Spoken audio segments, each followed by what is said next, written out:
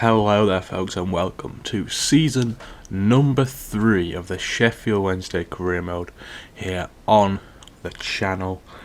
Now, I did do a transfers video, but like an absolute idiot, I went and deleted those 2 clips by mistake, thinking they were part of the season 2 finale.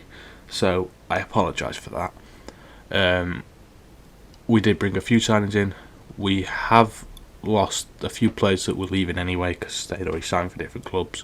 We've sent a lot of our youth players out on loan, including Weston, who I believe was the one who had like 94 potential. So that is very exciting. We finally get to send him out. But yeah, welcome to season 3. Sorry for the wait between season 2 and 3. I've just been away and then I've had other things to do at home that have resulted in me having to delay editing all of this together. So anyway, yeah, so we've made a few signings. You'll probably get familiar with them over the season. I don't think there's really a clip where I can show you the new signings. A lot of them are for purely squad depth and yeah, squad depth alone, which is, I know that's probably a bit daft, but it's all we can really do at the moment. Because, like an app, you'll see that I think I set it up later on in this video. I accidentally have been playing my whole career mode with my scouts not being anywhere, with no instructions. So basically, we're playing without any scouts at the moment. They will bring some players back to me by the end of the window, but that will be too late once I start scouting notes because the window will close before I get any scout reports. So that's not great either. So from January, we'll be able to sign some actual players, hopefully. But anyway, without boring you anymore, pretty much, let's get into the first game of the season against Derby County. I will just quickly leave this in just so you can see a few players that are still around. A couple of these I think do end up going on loan, so there is that. But yeah, let's get into the game. If you notice any new signings, there you go. Couple of players. I tried to bring Mora back, but I couldn't afford him, by the way, so that's why he's no longer here. He was only on loan. So yeah, new season, here we go. Derby County up first. And yeah, I think we actually finished the season against Derby as well, which is very, very interesting. I know that once upon a time in real life we played Portsmouth last game and Portsmouth first game, but I've never actually played the same team like this before in FC. So that was quite interesting to see, to be fair. I know it's a daft thing to call interesting, but yeah, I did find that very interesting, and it was, like I said, a first for me. And here we go then, the first game of 27-28 is about to kick off. Here we go, Sheff Wednesday against Derby County, let's get into it. Great start, Svante. And the first really major chance of the game would fall the way of Derby County, and it's due to my own fault pretty much. I played the ball back to Charles, and that was meant to be a ball out to the flank, and for some reason he plays a really poor ball to his centre-back, who loses it very easily in the first shot of the game. Falls to Derby. Straight at Pierce. Charles, though, so we get away with it. But yeah, that was meant to be a ball out to the flank. I don't know what happened there. And not long after that, Charles decides he wants to play on the penalty spot, and Carlton Morris just chips him. I did not bring Charles out. You'll be probably very unsurprised to learn that I wasn't bringing Charles out there. And he has just been chipped from the edge of the area. So, yeah. Wow. So in a season of promotion or bust, we concede early and in a very ridiculous way. And our first chance of the game wouldn't really be a major chance, but it would be a chance to get a shot away. It would fall out to Mensah, who would shoot it straight at Zetterstrom, who didn't really have too much difficulty. And he throws the ball out of play straight away. Quite funnily, that's something I'd do, not him. not the AI, sorry. And as you saw, Valerie also was booked. And straight after that, we would get the chance to equalise. Ball into the area. Tony Fruck with the header. It'd fall back out to Charlie McNeil from Zetterstrom's save. And I genuinely thought he buried that, especially a player of his quality. And yeah, it was quite a surprise when he put it wide. I'll tell you that much. We would constantly get hold of these second balls, and we would end up having these little shots from distance, but constantly, as you saw with Fruck there, we weren't hitting the target. Fruck with the worst effort of the game so far, in fairness. Yeah, not a good strike at all from Tony Fruck, but yeah, is it coming? I sense it might be coming. And finally, on the stroke of half-time, we would get our chance. The ball out to Valerie on the wing. He would play it back in field to Charlie McNeil. His shot would be saved by Zetterstrom. But there was Jamal Lowe to fire it home and get our first goal of the season. We get the ball, and we know we need to hunt this victory now. Brilliant bit of play by Valerie to play it back to McNeil. He should probably do better by his standards. But there, like I said, Jamal Lowe firing it in. And we take a 1. And we equalise. New season, same problems. Once again, we start the season by conceding a penalty. Montez with the foul in the area. He goes into the referee's book. And, yeah. Oh dear. Oh dear. Poor tackle, in fairness, from him. Carlton Morris then would be the man to step up. Piers Charles has saved a few. He's made a few very, very big saves for us over the years. Morris would step up and put his penalty over the bar. And, yeah, I was shocked about that. I've not seen anyone miss for a while. I've seen plenty of saves, plenty of goals, but not one over the bar for quite some time. Kind of forgot it could happen. I was delighted when it did, and it stays 1-1.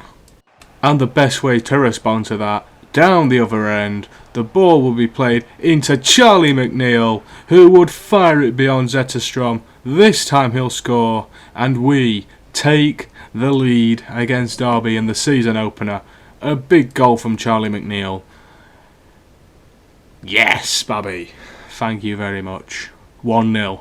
2-1, sorry. Into the last 10 minutes of the game then.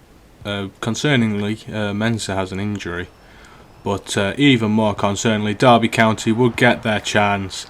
A spilled strike from Piers Charles, and Carlton Morris would get his second of the game. And Derby County's equaliser. Really, really poor defensively from us. The defender steps out. Strike at Charles. He should do so much better with that. And Carlton Morris would equalise for Derby County. And that, ladies and gentlemen, would be that. A very, very disappointing way to start the season. Both goals very, very avoidable. And yeah, it would be a draw, only it's not the worst thing in the world, but obviously going for promotion, a win would have been a much better result. Moving straight on then to midweek, and a fully rotated side would take on Barrow in the EFL Cup. And rather expectedly, we would be the team to take the lead. The ball across the box from Olaf Kabatsky would eventually find its way to Akuayan, and he would fire the ball past the goalkeeper, and we would take the lead in the EFL Cup. And then, less expectedly, Barbaretti would come out to chase down a loose ball. He would not get there. He would not get anywhere near it. And the ball will come into the area and will be headed into the empty net. That time, it was my fault. You know, I said the one against Derby wasn't. That one was my fault. I should have stopped him from going there, but either way, we blame the player here because it's not because it's their conscious decision overall. Barrow would in fact take the lead later on in the half, and ball across the box, saved by Barbaretti, and he just can't get on the rebound. Again, it's another soft shot that probably should have been saved in the first place. But either way, yeah, it's 1-2-2 Barrow, just like that. Oh dear. But this year we're determined to make it past the first round, and here's Al-Rari making sure we're back on level terms. He gets the ball and we race back to halfway, and yeah, our hunt for round 2 is back alive for the once again. Have we not reached round 2 yet? We're on season 3 and I've not got past round 1. That's poor. That's a really poor showing, to be fair. And we would take a giant step towards our first round number 2 of this career mode as the ball into Armetovic, who fires it beyond the goalkeeper, who has had an absolute mare with that. What on earth is the keeper doing there? I thought the one from Barbaretti in the first half was bad. Well, it's somehow just been topped. It has somehow just been topped. And just like that, we are in the lead in the EFL Cup. Whew, thank God for that. Did someone say a second for Al-Rari? Oh, go on then. Ball into him, he runs through one-on-one, places it beyond the goalkeeper, who this time had no chance. And that is surely round 4 wrapped up. 4-2 to the Owls. Oh, fine, go on then, I'll let him get a hat-trick as well. Brilliant little take. Probably should do better though, keeper again. But I'm not complaining. Al-Rari hat-trick. He's had to be patient. He's only really played cup games. But he is showing up in those moments. And that is huge. Huge for him, that hat-trick. Might even get him more game time. Who knows? Keeper's got to do better though. Keeper definitely has to do better. It's straight at him. He's literally palmed it into the net again. Poppered on wrists. Yeah, sound. Yeah, we could have not, lads. Why are you celebrating? Why are we celebrating? You're out at cup and you're celebrating like you've just won it. Come on, calm down, folks. This is not a drill. That's that. We have reached round 2 of the EFL Cup for the first time in this series. What is going on? What? I'm in shock. I'm in severe shock. We are in round 2. What is this? And to celebrate reaching round 2, we are going to officially get some scout reports going. Because I have absolutely no clue why I haven't set these up yet. But I am very happy to announce we have finally done the scout reports. It's an absolute miracle, I know. And yeah,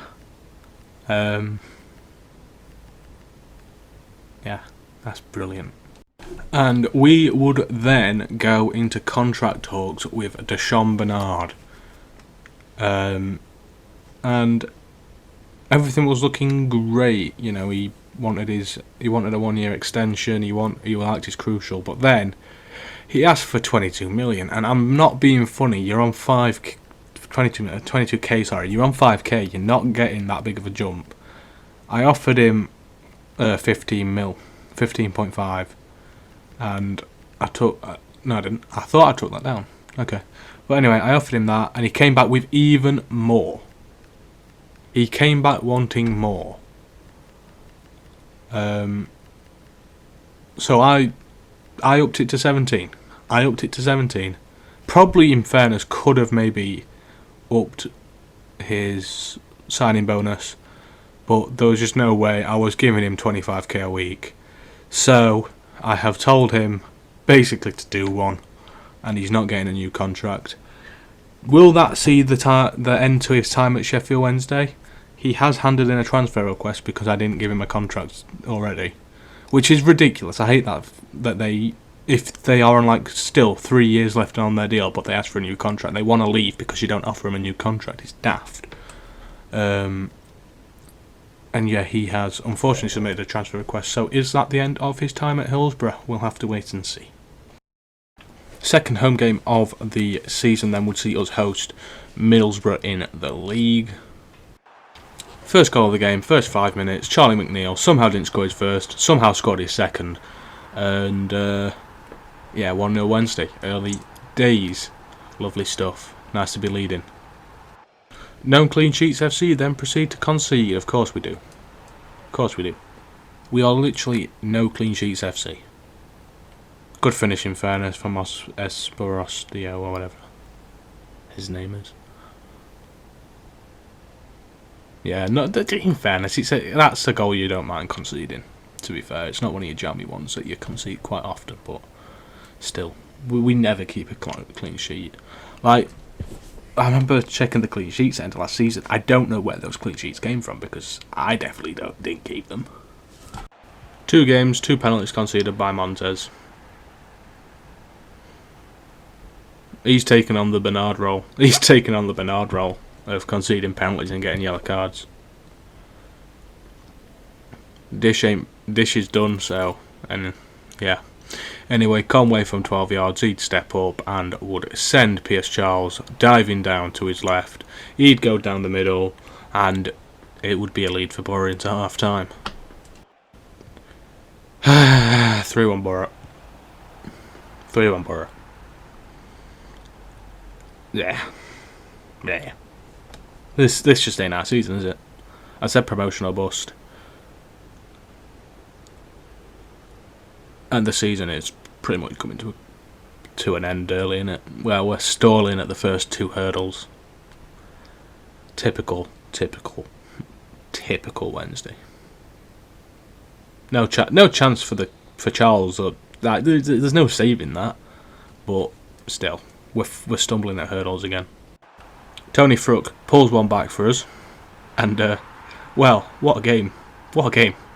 I mean, I'm complaining about us like already potentially bottling promotion, but obviously it's only game 2. But what a game this has been so far! In fairness, end to end, us and Borough scrapping for title? Question mark. Fruck's corner. Did somebody say 3-3? Because I said 3-3, and so did Dish. He might be on his way out, but he's just scored the goal to get us level with 5 minutes to play. Go on, Dish. Anyone fancy a last minute winner? Because let me tell you something. Middlesbrough didn't, but you know who did? Jamal Lowe. What a finish. Smashes it past Dieng, the former Wednesday man. Not in this career mode, but in real life. And absolute limbs. Look at the scenes. Someone's on the floor crying. I thought it was that Ingleson. Was Ingleson on the floor crying over that? What a game of football, ladies and gentlemen. Dieng absolutely no chance of saving that. Lowe just has to hit it hard and high pretty much. Get it over him and it's a goal. And we have somehow come from 3-1 down to win the game 4-3. Wow. Jamal Lowe, ladies and gentlemen. Take a bow. 2-2. And that will be that. Somehow we've won this game of football. I don't know how. Do we deserve to? Maybe. Do we deserve to? Maybe not. Did Borough deserve something? Definitely. Did Borough get anything? No. So am I bothered? No. 3 points at home. First win of the season. Is promotion back on? Is it back on? Not that it was ever off in game week 2, but anyway. Now something very interesting came up. Bernard got some offers, but so did Charlie McNeil. At first I was like 4.1 mil for Charlie McNeil. Are you having a laugh? But then I saw that they included someone. So it made me think, can I get some more out of this? I wasn't interested in a exchange player. Definitely wasn't interested in Aaron Ramsey. And so I thought, let's have a little negotiate. So in a little back and forth, I would bump my asking price up to 22 million. And obviously I'd remove Ramsey. Because we're not interested in a swap deal. We want the cash. We need the cash, in fairness. They came back with a different swap deal. Again, I'm removing that, and my asking price of 22 is going to stick. I was just curious to see if there was no exchange, if we could get 22. And in the end, the Burnley rep has offered us 22 million for Charlie McNeil. Oh. Final game of the episode then, and potentially final game of Charlie McNeil's Sheffield Wednesday career against Blackburn Rovers would be up next. A thing I've noticed about this game is actually you either get loads of chances and score in the first 15 minutes, or you take ages to score. We had one of those today, but Tony Fruck, with our first chance of the game, the first chance of the game full stop, would give us the lead in front of the Travelling Hours fans. I kind of forgot that Blackburn's ground was in this game. Be interesting to see if they ever add places like Hillsborough. Probably not, because they didn't continue this theme of adding championship grounds this year, but would have been interesting. But yeah, 1-0 to us against Blackburn. One thing I will never, ever complain about is conceding from a free kick. And Todd Cantwell has picked one out of the top drawer here. I look so stupid because I jumped the wall about 2 minutes before I even kicked the ball, which meant I couldn't jump the wall again. Brilliant free kick from Cantwell. If I didn't jump the wall, we'd have probably got to it. Right in the top corner. Pierce Charles, absolutely no chance. And it is 1-1, just like that. Also, you may have seen Montez was the one that got booked. So, like I said last game, he's taking on the role of Deschamps Bernard. Second half then. And, oh, for God's sake. We actually also... We're so bad at defending, but I'm just laughing at the fact. I remember I expected the shot to come a little earlier, and I didn't trust Charles to save it his near post because no keeper saves shit at the near post on this game. So I slid Montez in to try and save it, and yeah, nothing happened. I also went to get the thumbnail as well straight after the goal, but yeah, I tried to block it with that slide, so that's why that happened. But yeah, I'm going for the thumbnail of McNeil now. Hold on. Thumbnail got, pretty much instant equaliser got. Great save by the keeper from McNeil. He's not going to score, is he? But there was Tony Fruck to finish from close range into the empty net. 2 apiece, sorry. And yeah, can we turn it around now? And then about 10 minutes later, Charlie McNeil gets his goal. His customary goal for the final time, I believe. Unless he stays. Unless he chooses to stay, it will be his final goal for the club. I haven't actually seen what happens, just so I can have like the little bit of emotion in me when I record the clip. So yeah, we'll have to wait and see about that. But there's his chance below the legs of the goalkeeper. I tried to get him to run and celebrate with me, because I will admit I got a little emotional when that went in, because I rarely see players reject transfers for big fees. I very rarely see it, and yeah. And what? 5 minutes later, we get our fourth goal of the game. McNeil this time with the assist. He plays it across to Jamal Lowe, who fires it along the goalkeeper's dive and into the bottom left corner. And that should be game, set and match. And for the second game in a row, we've scored 4 goals. Goals have never been a problem. It's conceding that's been a problem. And yeah, Jamal Lowe has scored for us. And as has been customary for me to do every time a player's left, I gave Charlie McNeil his moment to come off, but they didn't show it. We didn't get the cutscene. They showed this, and they didn't show our sub. So I'm absolutely fuming at that. But yeah, Charlie McNeil has departed the pitch for the final time. So yeah. Thank you for everything, I guess, Charlie, if you are to leave. Ball into the box, Tony Fruk hat-trick just to cheer me up a little bit. A brilliant header from Fruk. That's his hat-trick. Is it perfect? I don't know. But either way, Fruk has a hat-trick. That always makes me happy. In a way, McNeil's passed the torch on to him. In a way. It is the Tony Fruk show from now on. And we would finish the game with a penalty. Jamal, though, takes the ball past the keeper. He takes him out. It's a penalty. And I think he gets a yellow card as well. Yeah, yellow card as well. And a chance to score our 6th goal of the game. So Al Rahman, one of our new signings, would be the man to step up and take it. And he would fire it low to the left-hand side, send the keeper the wrong way. And it is going to be a 6th goal with our final kick of the game. And yeah, it will be another 3 points for the Owls. And we've got to be top of the league now, surely.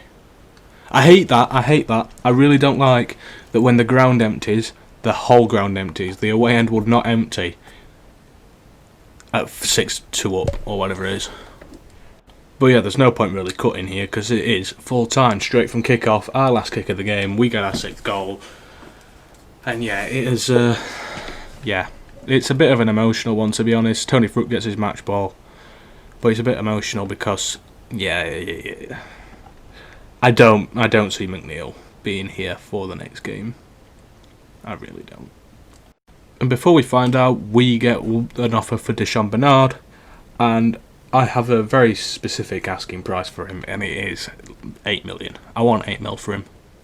No less than 8 mil. If I got 22 for a player with 1 rating higher, then I'm not taking any less than 8 mil for him, and they've walked out. So yeah, nothing we can do there. But yeah, that is going to be it for today. Episode. We will advance just to see if McNeil leaves. Don't forget to like and subscribe, click the notification bell so you never miss an upload, and I'll see you in the next one. Peace out. But anyway, here's the cutscene that we expected to come. It has been an absolute roller coaster. He has been our bright point during our worst times. He is the reason we're still in the Championship realistically after Season 1. And there's nothing else to say. But thank you, Charlie. Thank you. And farewell.